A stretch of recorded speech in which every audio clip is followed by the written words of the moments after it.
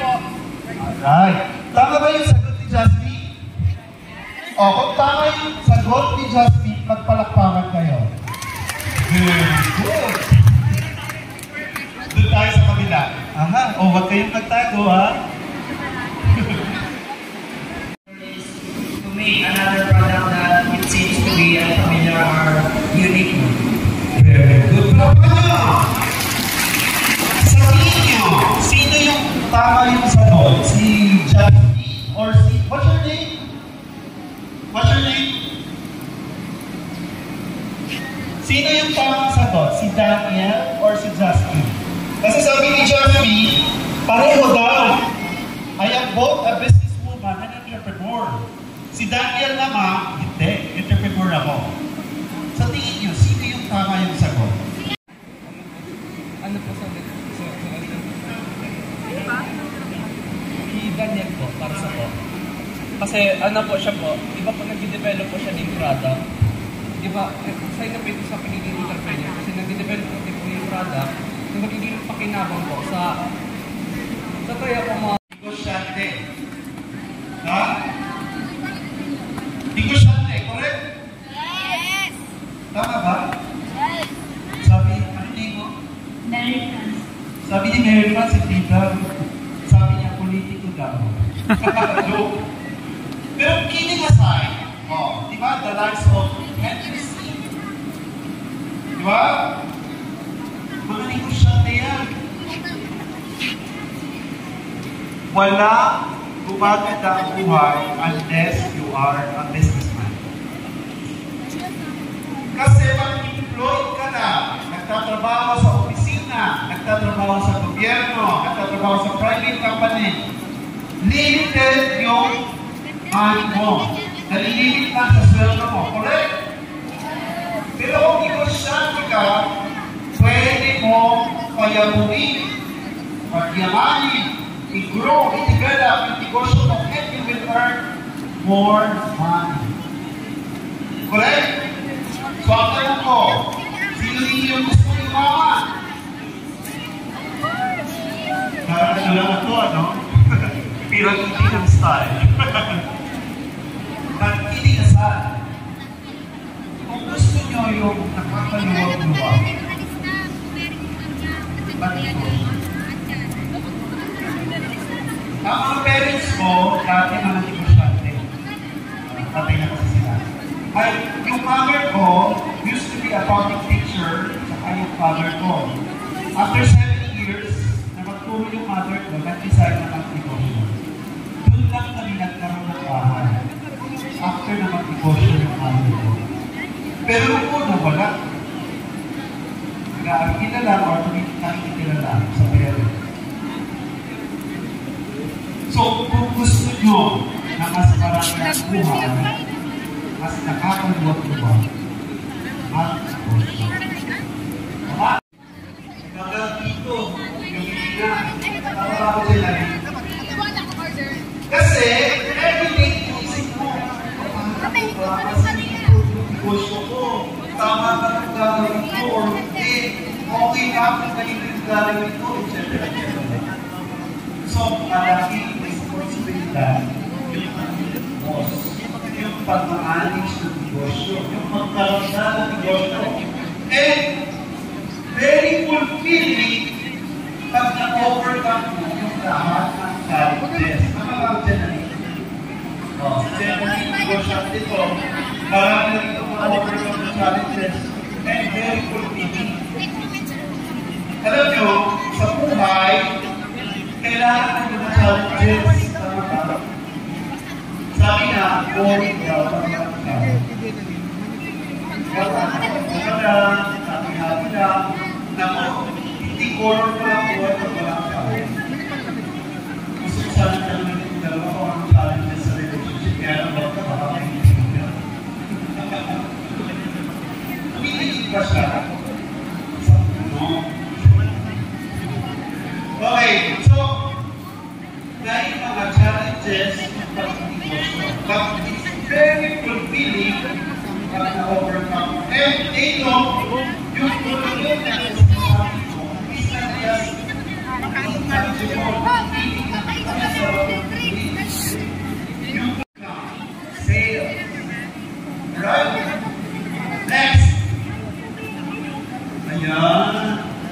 Kilala niyo kung sino siya?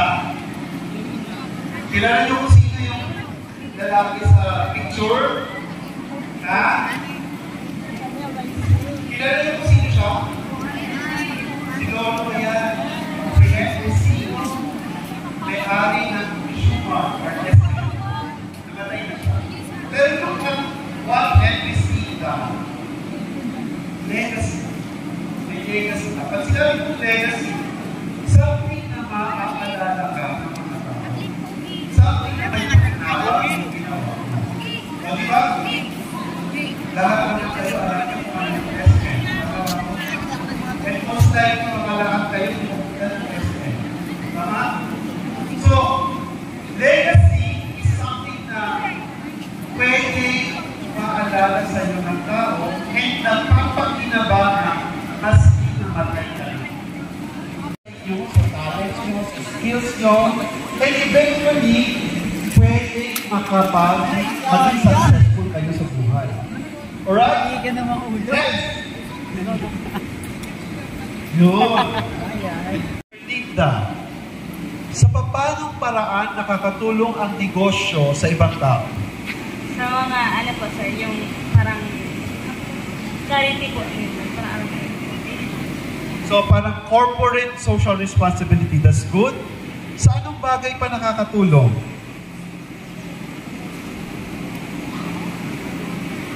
sa ano po, sa agent. Kaya mo yan.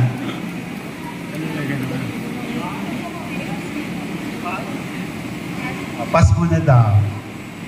Hello?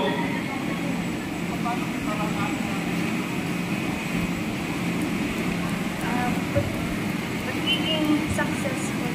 Pagiging successful. Very good. Dito naman tayo. Hindi ko natatanungin itong mag-jowa. Dapat iba naman. Hello, what's your name? Anong order mo? Hindi. Sa tingin mo, paano nakakatulong yung negosyo sa ibang tao? Ano, successful kasi more on nagkikita. Okay, thank you. Muna tayo sa risk.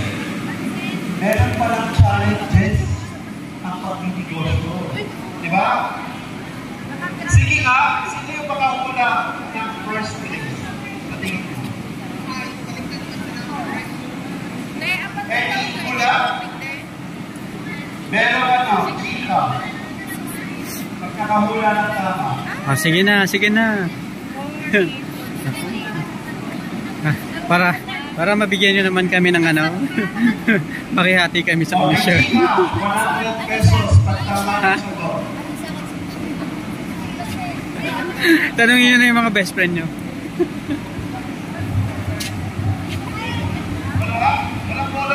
Ayun na, go! Ano yung risk ng entrepreneur?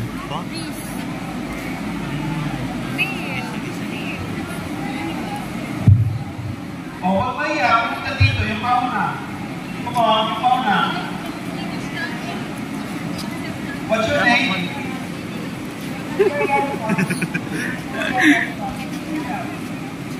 Okay, ano yung hula? Sa tingin ko po, pwede pong mag-base na po ay, pwede pong walang naman po yung business nyo. Hindi po siya kumana kasi na, hindi ba po siya parang nagusto ng mga consumer na pwede. So, pwede daw mag-booking. Okay, tingnan natin mamaya kung tama ka. Pag tama ka, sige mo ko. Ha? Okay, sino ba? Tatlo, and keep. Tatlo. Alright. May nakakasabi ka na, ha? Sir, pwede din po sa mag-face, not an innovation, na nagiging success, pwede din po mag-face, and nakakapag-penetrate po sa market. Ano yung tama? Ano na kayo?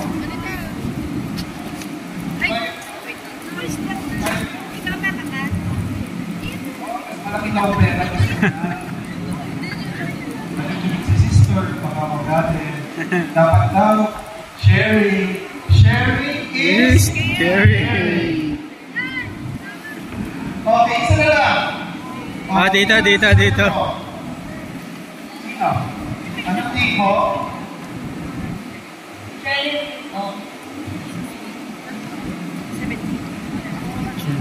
Working po is, yung opportunity seeker. Kasi sa foreigner development, yung entrepreneur po kasi is, di ba po sila po yung nag-innovate. Nasa entrepreneur po, naisip din na before mag-make increase para po makaka-opportunity. So yung opportunity seeker po, sige nyo lang po ni Cross, yung opportunity seeker po, nagkaroon na ang po niyan. Ito po sila na po ano yung information about business and ito po sila nanadaan. So, naisip nila, okay, kung pala mag-make increase, so para makakuha ang opportunities and para mas mapala po po yung negosyo. Tama naman. You have to take risk. Otherwise, paano malalaman kung maganda pala yun or hindi? Alam mo, ang one thing na dapat iiwasan natin ng tao, yung regret. Ay, sayang, hindi ko pinay. Oops, maganda pala yun. Na-miss ko yun. May mga ganito. Alam ko, mas, mas complicated na po ngayon. Gusto nga, yun ang yung social media. So, mas marami po yung Very good. Sabi ka parang relationship ng complicated. Ito naman, complicated. Bakit? Because of social media. Because of social media, mas marami tayong kaalaman. Di ba? Mas marami, example, gusto ko mag-research about jeans, yung produkto mo, babasahin ko sa social media, i-research ko. Di ba? So, very accessible yung information sa tao and very challenging. Kaya no, bawal ang fake information. Bawal ang fake claim. Sasabihin mo, itong produkto ko nakakapaganda in just 24 hours. Or, pag kinain mo yung produkto mo, sexy ka. Kagaya ni Ivana. Pwede yun.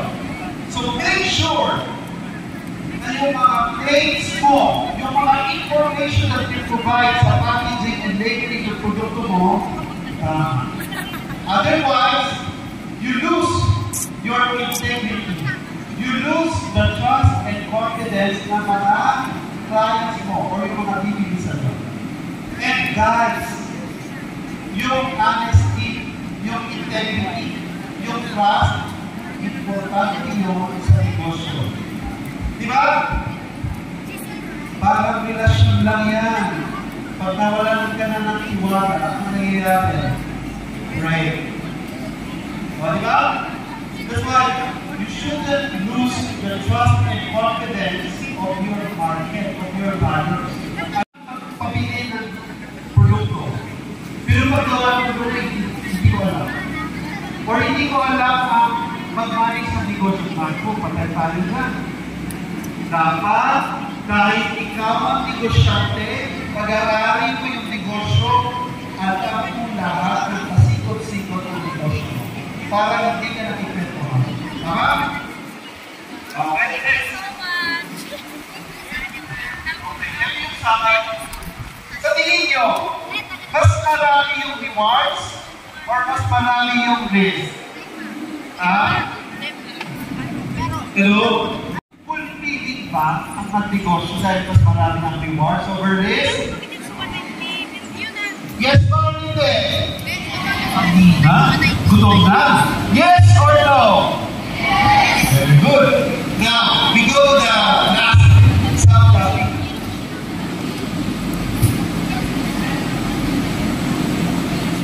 Okay. Alam niyo yung pag-negosyo, hindi naman talaga yan para sa lahat. Hindi yan para sa lahat. Kaya, marami pa, di ba kanina pa ako nagsasabi, ask yourself, ganito ba ang gusto ko mangyari sa buhay ko? Yung even 5 p.m., nag-iisip pa ako, nagtatrabaho pa ako.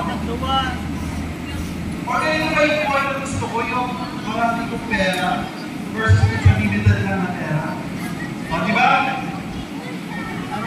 Okay. According to research, mayroong tinatawag na 10 entrepreneurial characteristics.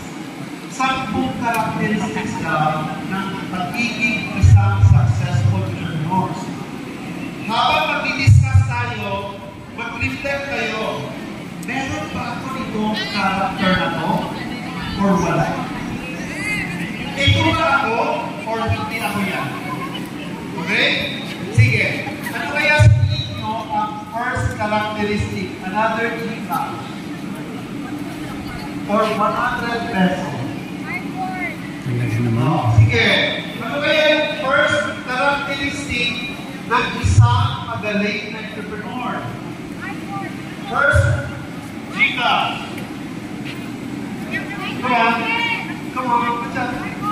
Hindi na mahiya. Ang sarong negosyante dapat ba kung mahiya eh. Come on.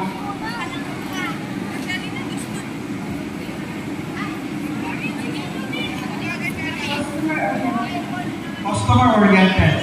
Tingnan natin ha. Kung tama ka. Customer-oriented ka. May gusto sumilit, isa na lang. Okay, sige. Masipag dapat po. Sipag. Okay, sipag. Okay, tama naman. Pilit ka pa o last isa ha.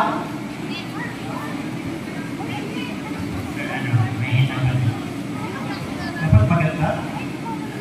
Iba ang hanap mo. Innovative. Innovative daw. Okay, tama naman. Innovative. Innovative, masipag, ano sa customer-oriented. So, titingnan natin kung meron mga tumawa sa kanila, ha? Oh. Sa tingin mo, tama ka? Sino pa yung isa?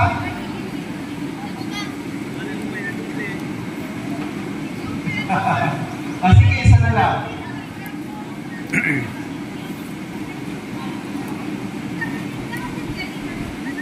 Risk taker po. Risk taker. Hoy. Tingnan natin ha kung tama ka. Okay. Sige. First characteristic. Opportunity seeking. Dapat daw marunong kang maghanap ng oportunidad. Remember, lahat may risk. Pero sa lahat ng risk, meron opportunities. Systematic and planning. Ito yung sinasabi ko. Yung goal para mangyari, dapat meron plano. Okay? Plano. Hindi pwede na walang plano. 9. Persuasion and networking. Yung sagot ng dalawa na yun, ano kaya sagot mo? Ha? Alam mo, meron na ba? Madali na, isa na lang. Para mas marami kayong customers, mas marami kayong network. Okay? Last. Self-confidence. Again, guys, lahat nagdadaan sa confidence. Okay na eh. Kung wala akong confidence, baka nahiya na ako ay magsalita dyan. Ang daming tao. Ayaw ko mag-negosyo ng kakayo. Kilala ko. Kilala ko sa ibang tao. Guys, ang mahiyaring lugi. Pag mahiyarin ka, baka pwede kang mamatay. Nahiya ako. Ano, mag-apply trabaho. O, di ano, utong. Diba? So guys, it's all about confidence. Ito, kilala niyo ba siya?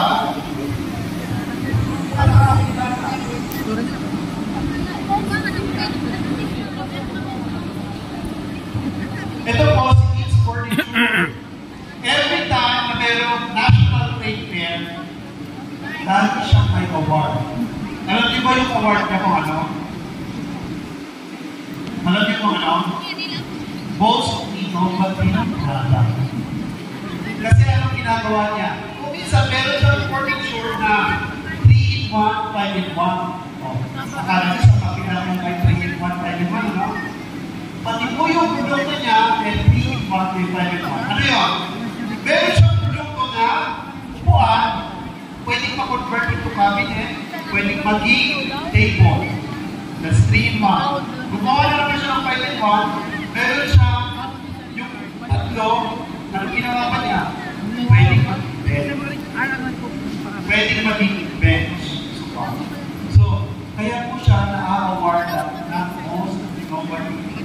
Every time masasabi ko sa prayer, ask yourselves, ako ba innovative? Kasi po, again, sa pag-negosyo, kailangan nakaiba. Kailangan innovative. Next.